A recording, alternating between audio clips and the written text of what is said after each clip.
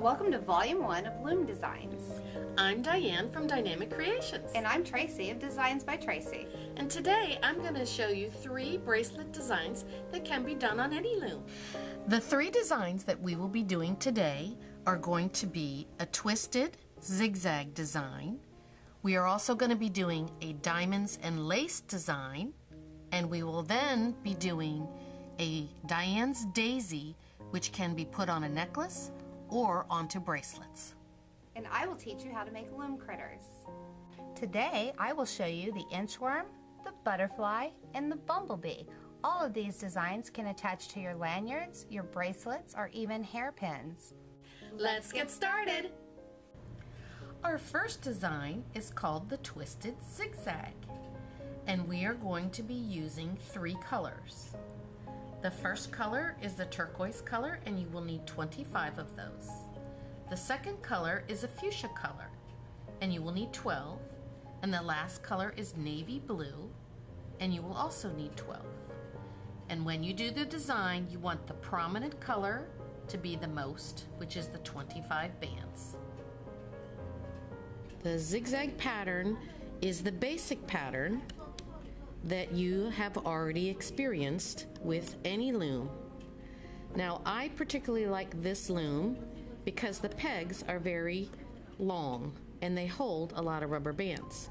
However, this pattern works on any loom that is in the market. So we're going to make a zigzag pattern by putting rubber bands alternately back and forth from peg to peg. This is what it looks like when it's complete.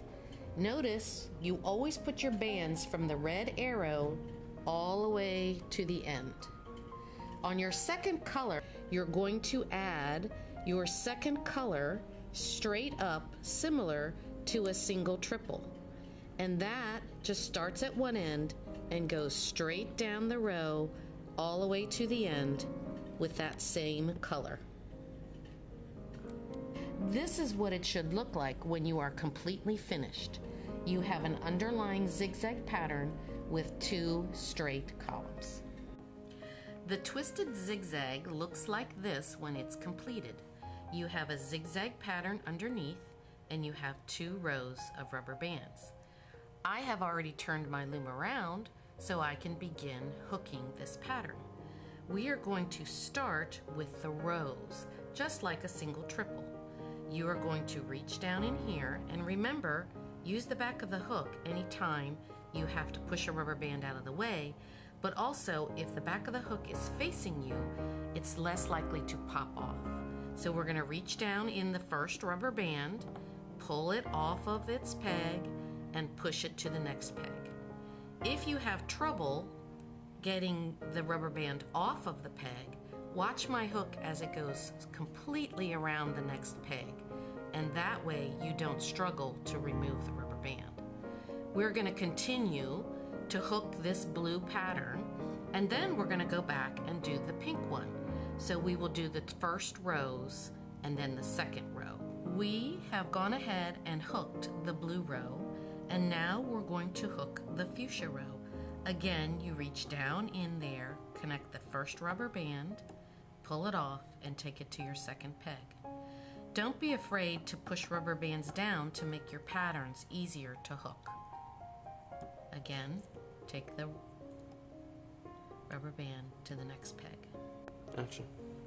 Now that we have hooked both the blue and the fuchsia, just like a single triple, we're going to go ahead and do the zigzag pattern that's underneath. That zigzag pattern is going to be the one that holds the bracelet together. Again, use the back of your hook, slide it into the peg, pull the zigzag pattern from underneath, take it completely off the peg and move it to the next one. It is very important to pull the rubber bands back out of your way to grab the hook, the rubber band that you want, and take it to the next peg. We are going to continue this process, pushing the rubber band back, grabbing the bottom rubber band, and moving it to the next peg, all the way down the loom. As you can see, I have completed the hooking. Once again, we have hooked the blue ones clear to the end, the fuchsia ones clear to the end. And now I have gone back and forth and hooked the zigzag pattern from underneath through those rubber bands. We have completed our design, and as you can see, we have multiple rubber bands on the last peg. That's far too many rubber bands to place on a C-clip. So we are going to feed an additional rubber band through the center by taking your hook, placing it through the peg and out the side. Hold on to the additional rubber band tightly while you place it on the hook. Now you're going to right your hook and pull it straight up through so that the rubber band feeds back and forth through all of the rubber bands on the peg. You can then slide that onto your hook, and to keep your hook from breaking, you should push that completely up onto the safety lock on the hook. Never pull a bracelet off by using the strength of the hook. Always take your hands and support your hook on either side before you pull on the bracelet.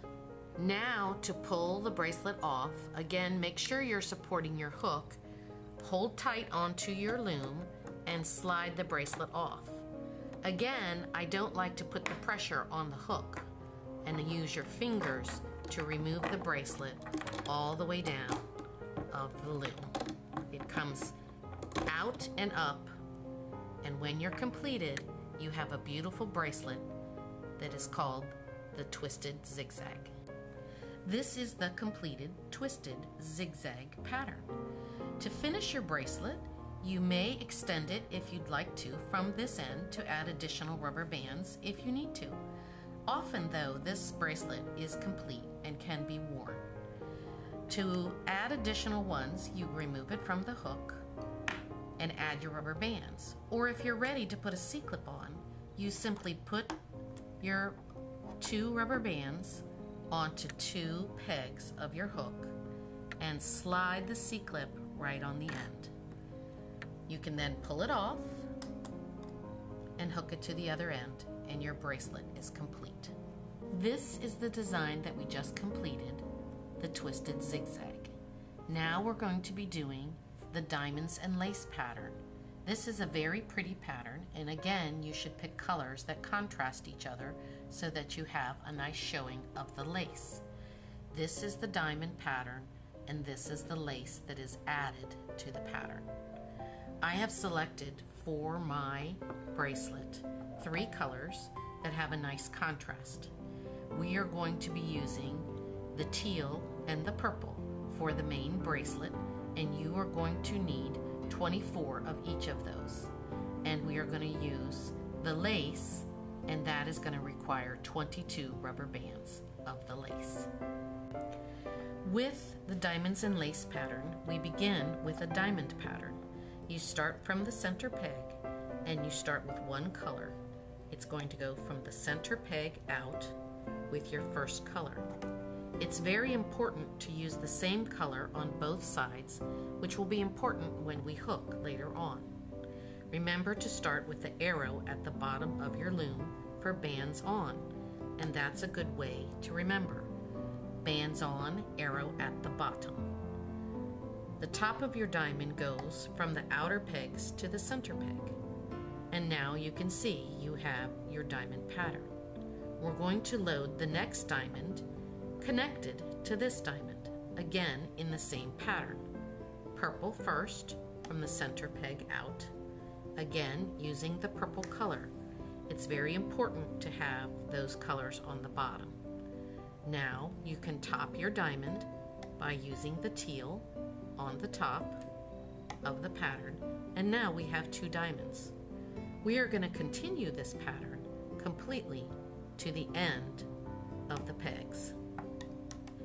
We are finishing up our pattern at the end, and I wanted to particularly show you the end of this one because we are going to have to stop your pattern with a completed diamond. So you want to make sure you end on this center peg, and you will leave your last 2 blank. When you finish your pattern, you need to put a diamond triangle on the end of your pattern to complete it. So again, stop your last full diamond here and add a triangle on the very end. This is how your pattern should look once you have the diamonds on. Again, you have one color at the bottom and another color at the top. We are going to now add the lace to this pattern. To add the lace to the diamond pattern, we're going to skip the first peg and move to the second row. By adding a contrasting color, you take it from the first peg to the center peg and out again, so it forms a triangle using the center peg as the point. Please make sure you use a contrasting color to the two that are on the loom already, so you can see when you hook. Again, we start from that peg, go to the center and back out. And so you're going to continue making triangles with the center point all the way down to the end of the loom. When you complete putting rubber bands on down to the end of the loom, we're going to come back and do the other side. It is exactly the same with the point in the center. You use the two outer pegs and the center point so that the triangles face each other and share the same peg on the center. We are going to take those all the way down and we are going to stop at these two pegs because you want to make sure that your loom is complete at the last full triangle. So you will stop at this point. This is our completed design. You can see that our lace goes all the way down each side with the points at the center, and again, we stopped at the last completed diamond. Do not put lace on the very end. We have our triangle here, which is going to allow us to hook our first rubber bands. Yeah. In order to hook this pattern, of course, the first thing you do is you rotate your loom around so that the arrow is at the top of your pattern. And now we're going to begin to hook. In this pattern, we hook the diamond alone. And just like the single triple, we will not be hooking any of the triangles. So the pink lace will not be hooked. You have to ignore the pink triangles. To hook this pattern, it's a little bit tricky, but once you see the pattern, it's not difficult at all. Look through the lace that we have on the top and see the diamonds beneath. You have the bottom, which is green, and the top, which is purple. So the way we hook this is that the bottom of the diamond will go out like this, and the top of the diamond will hook back in like that. Again, green goes out and purple goes in. So you start at the very beginning and you grab the first rubber band. Green, as I said, goes out. Green goes out. And then purple goes in. But just like the single triple, you use the back of your hook to slide the lace out of the way and grab the purple. It is important to make sure that you are going down inside the triangles. Don't be afraid to push your rubber bands down to have better access so that they don't pop off. Again, use the back of your hook, push the pink lace out of the way. You can see the purple band that you need. Grab that purple band, slide it off of your peg, and go pull it to the center. Now it becomes a little bit tricky, but if your rubber bands are in order and pushed down, it's not that bad. Use the back of your hook, push it out of the way, and you can see the green rubber bands. Grab then the top green rubber band and pull it out. It will show you exactly which peg it's coming from. So it doesn't really matter because you put it right to the left.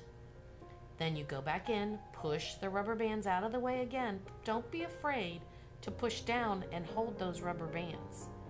grab the green one that you want, pull it clear off that peg, and again, it'll tell you where it's coming from, to the right. So green goes out, and now you guessed it, purple goes in. So we're going to take the purple, and the purple goes in. Again, pushing the rubber bands out of the way, grabbing the purple, and taking it to the center. And we will continue this all the way down to the end of the loom.